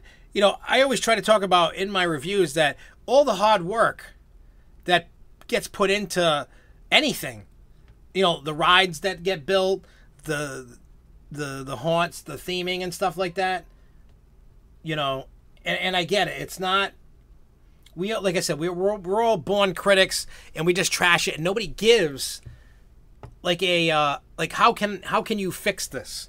Like, I don't want to be like, like my complaint about Factory Terror in Worcester, to me, it needs to be a little longer. I don't know how they do that, but I mean, the haunt's perfect the way it is. I just, for those that watch the review, I wanted it to keep going. I didn't want it to stop. So that's a good thing. When I get out of Six Flags haunts, I get that feeling like, oh, it should be longer. But sometimes it's not the good because it's too short. And it was like just starting to get good and then it ends. So... I don't want... Anyway, the person commented was like, hey, thank you for, saying, hey, you understand the hard work that goes into it. So, you take it for what it is, because I just look at it as I don't want people to be upset because in somebody's vision, like take, for example, and I'll give you the example, a couple weeks ago, 2 or 3 weeks ago, when I went to Six Flags New England, and I think I talked about this on the show. There was a couple that was in front of me, Luco and Devin, and they flat out said, and it was one of the supervisors, the one that's in charge of the Midnight Mansion, and was like, oh, these haunts suck. Fright Fest at Great Adventure's better. Like, right to her face. I thought she wanted to cry. And people don't take into consideration in her vision and how it is. To her, it's a lot of work that gets put in. And I'm not saying there's nothing wrong with giving your opinion, and I'm not saying you don't have to be a dick, but if you're going to like critique it and be like, it sucks, come up with a solution to fix it. You know, they may not use your idea, but at least you're trying to show that you care. You're not just being a total dick because, look, everybody knows me. I'm a dick. I mean, when Kyle Kroger used to work at SFNE before we moved to Six Flags Great Adventure, they, you know, I always give a review, you know what I'm saying, of Fright Fest every year. Anytime I went, I leave them a note, and I still do that with everybody, all the management at Six Flags. Every time I go, I tell them the good, the bad, the ugly, and I give them ideas on how to fix it. You know, like the water park this year was like a mess. Not mess, like dirty. It was just crazy. What up, Marcus? And it was just one of those things where when I used to talk to Kyle before we moved down to Jersey, he was like, look, we get it. We're not mad. You know, it's constructive criticism. You're trying to help us. We get it. And some of the ideas that I've given have got put into place. Some they just ignored. Because sometimes I have unrealistic ideas. Maybe their budget can't fit it. They don't have the time. They can't get the stuff in time. Whatever their reasoning. Maybe they think the idea is stupid. Oh, stupid. I just want to make sure that nobody gets offended when I do a review. And that's why I always like to interview and do behind the scenes, because I really want to show the hard work that goes into it. It's not easy. Like when I used to do my home haunt, I did it by myself. My kids were too little to help me. So I had to build and put up walls and do everything myself. No help, just me. You know, the kids helped decorate and stuff like that. And the last year I did it, they didn't want to go trick-or-treating. They wanted to help scare in the haunt, and they did. And that's the whole thing. So my thing is, I hope that anybody that watches this after, when you go to a haunt or an amusement park and you open your mouth and say it sucks, at least come back with something to fix the thing that you said sucks. Now, if it's a ride, I can't help you. You know what I'm saying? I can't help it if it's a ride and you hate it. Okay, you hate it. And everybody has an opinion, and that's fine. But if I find something wrong, that's like I sent a review out from a couple of weeks ago to Six Flags, and I said, look, here's what I found wrong. And I said, here's some ideas of how I think you can fix it based on your budget. Because all the different Six Flags parks get a different budget. It's not like everybody gets $1 million for their Fright Fest. It might be $200,000 for this one. 10,000. I don't know. I'm just throwing numbers out. I don't know what the budget is. So the thing for haunt, like Six Flags, there's a lot of great actors at Six Flags, and then there's a lot that are just there to collect a paycheck and ruin the experience. If I owned a haunt, I would not allow any actor in there to just sit around and go, get into the character. You know? It's the whole thing. Like, I know I talk trash. I've always trashed Cedar Point, but I don't go there often enough. I don't care about the park. I think it's overrated. And then, I trash it. I don't know how to fix it. I don't care to fix it. Cedar Point is its own thing, and they're going to do their own thing. I don't care. I care about Six Flags New England or Lake Compounce. I don't go to Canopy Lake that much. They don't have a season pass, and I just go every couple of years. But Canopy Lake's still a fun place to go. I just don't really... My only complaint about Canopy Lake is every time I go, it's busy, and I end up in a Congo line in the haunts, and I don't like that. I keep missing the slow nights to really take it in and enjoy it. I've never been there for Scream Fest, and it'd be dead. I've never had that experience. I wish I did. I just don't know when it's dead.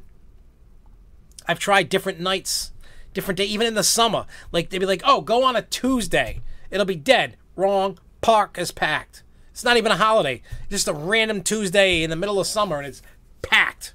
And it's like every day's been nice. And for some reason, me and Canopy Lake just can't get along with having a nice, easy day. I don't know why. But yeah, so it's like, for those that have watched this, I get it. Everybody wants to be a critic and talk trash. By all means, that's your right. First Amendment. Talk all the trash you want. But think about the person that put a lot of work into like their haunt. And that's what like I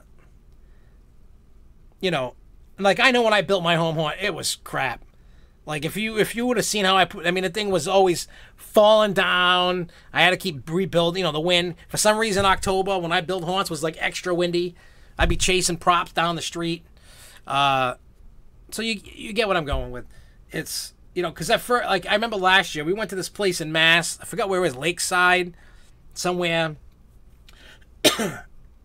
Lake something, and like people were like, oh, it's really good.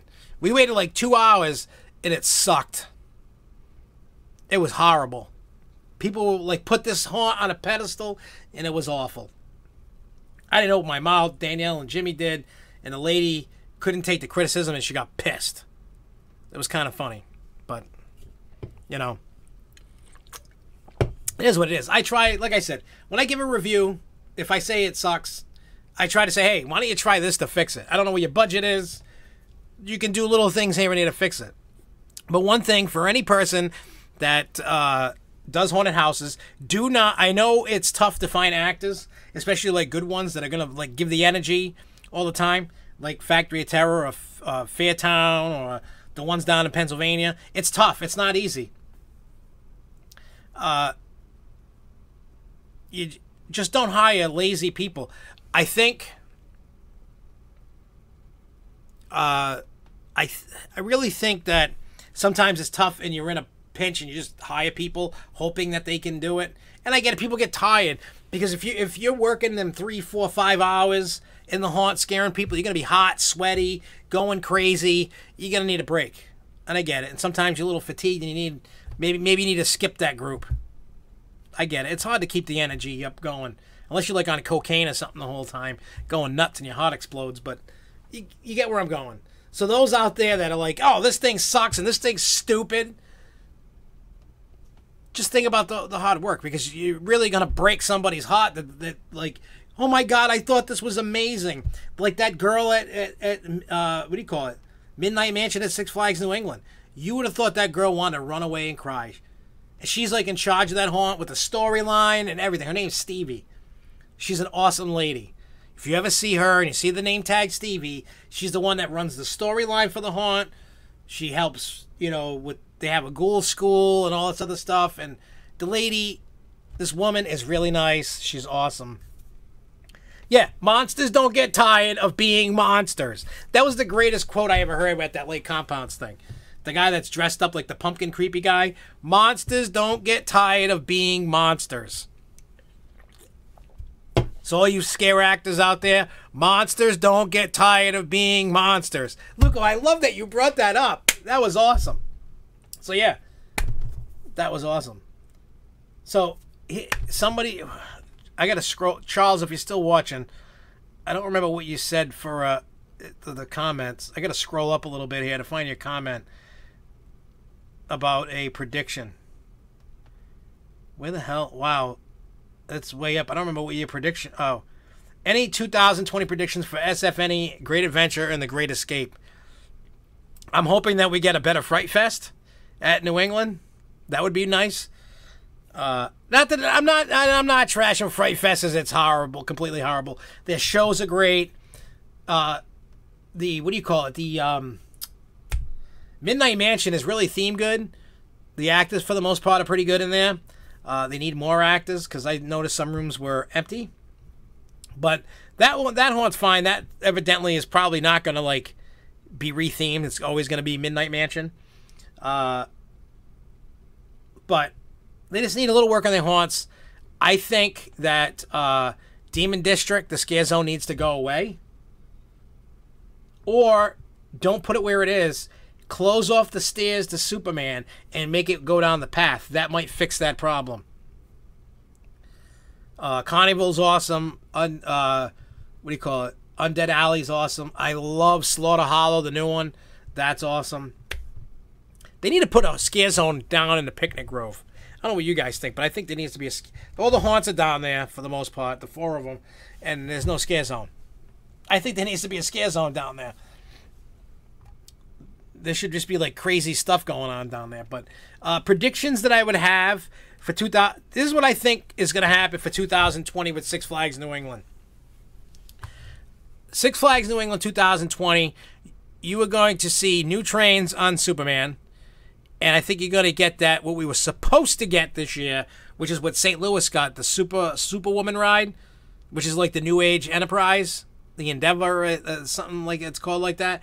That's what I think is going to be for 2020. 2021, I think we're going to get like what Six Flags Great America is getting, a launch coaster. That's what I think we're getting. Now, I don't have any like 5-year plans or anything like that. I don't have any secret info. That's just what I think. Great Escape, I think they're due for a coaster. But I think it's not going to... Don't quote me on like getting something crazy, because you're not. You're probably going to get a hand-me-down. Like, I wouldn't be surprised if, like I said before, if Gotham City Gauntlet gets taken out and sent over to Great Escape. Great Adventure, I think, is going to get an RMC of some type, whether it's the Raptor or a built-up from the ground, but they're going to get one. I mean, they got rid of their Lawson loop, so...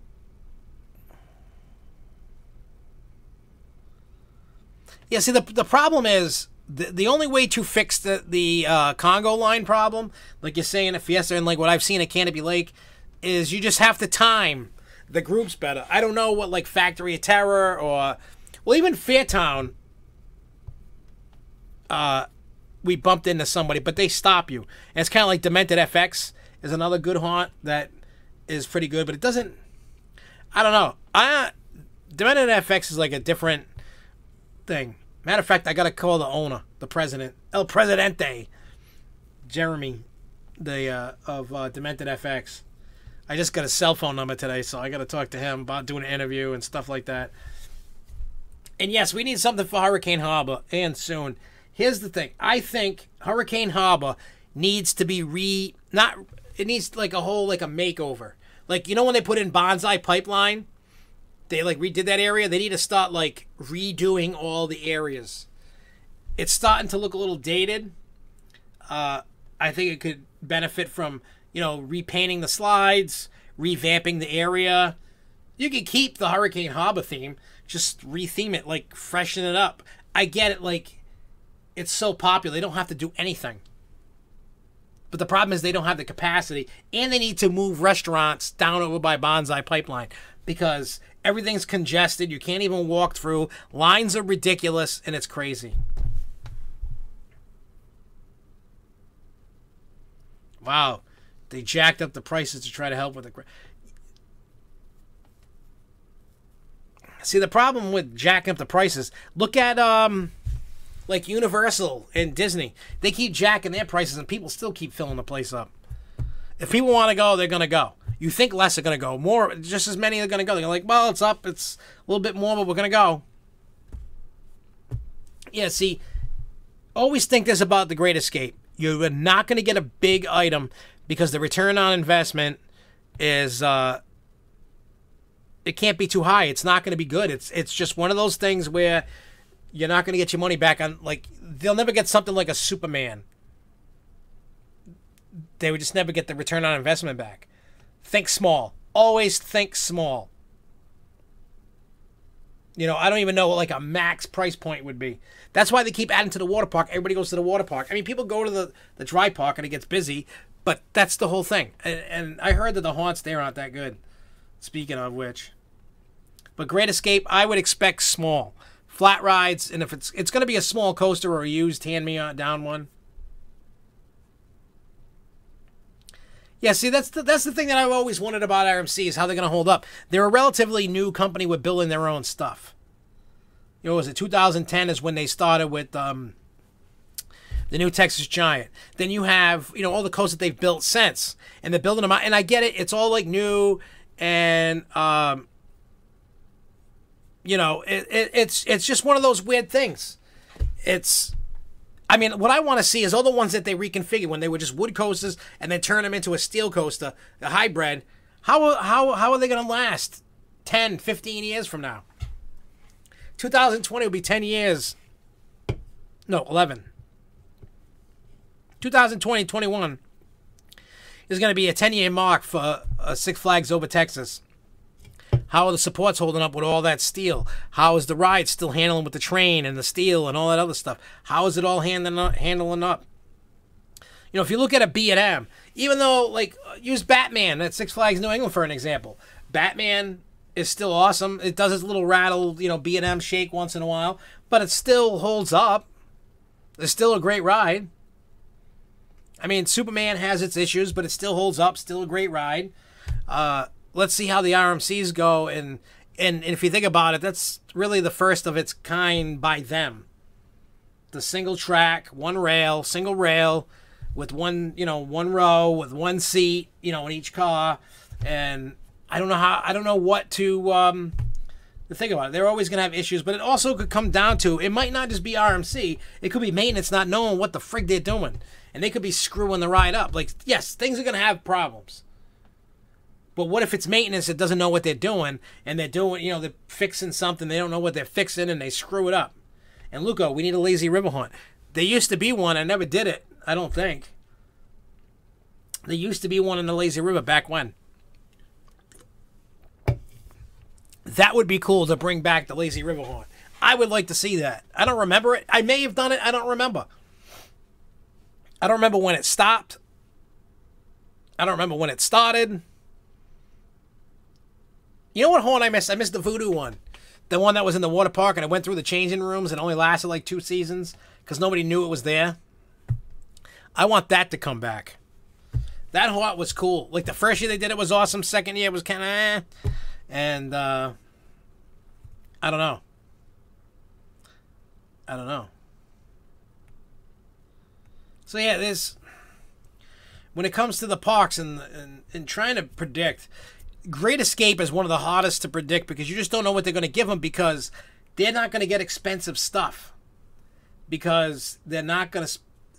I don't understand why they won't spend the money. If you spend the money, people are going to go. You have to give the people a reason to go. If you're not adding stuff and you're going, well, my attendance is low. Why? Because you're not adding anything good that the people want. That is why. If they would just add stuff that people want, then people would come. It's simple as that.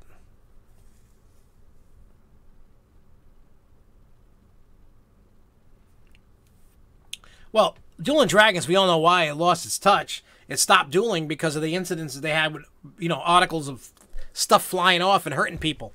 And then the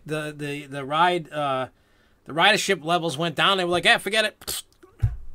So now you're getting a Harry Potter launch coaster. We'll see how good that is compared to how... I really wish that Universal would have sold back the coaster to Universal. I mean, to B&M, so it could live on, or sell the coaster. I don't think there was anything wrong with it. Just they didn't want to take the chance and duel it. Bastards. I really wish that they kept it or did something. I don't know. That ride was so good. And speaking of Universal and haunts, I heard some of the haunts this year are pretty good, but the lines are ridiculous, and you have the continuation of Congo lines. That's why I'm so, like, hesitant to go back to Halloween Horror Nights. I don't want to go and wait in long lines, number one. Number two, I don't want to be in a Congo line.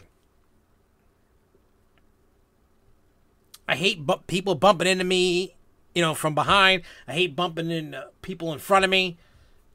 And I get it. You're trying to get as many people as you can to go through the haunt. It's so popular. And people are just going, and there's just no way to... I don't know why. I don't know what they can do. It just sucks. I don't like it's like more like walking through Ripley's just with a lot of people.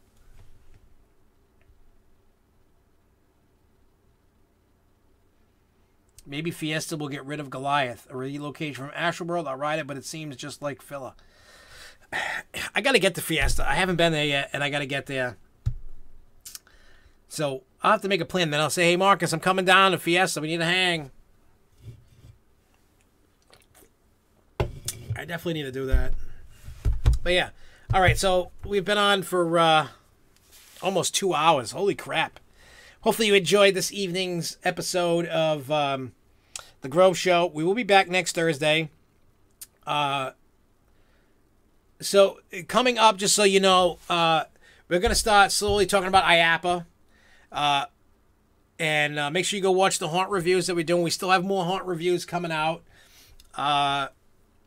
Make sure to go, if you go to any of these haunts based off of the review, make sure when you go buy a ticket, let them know that I sent you.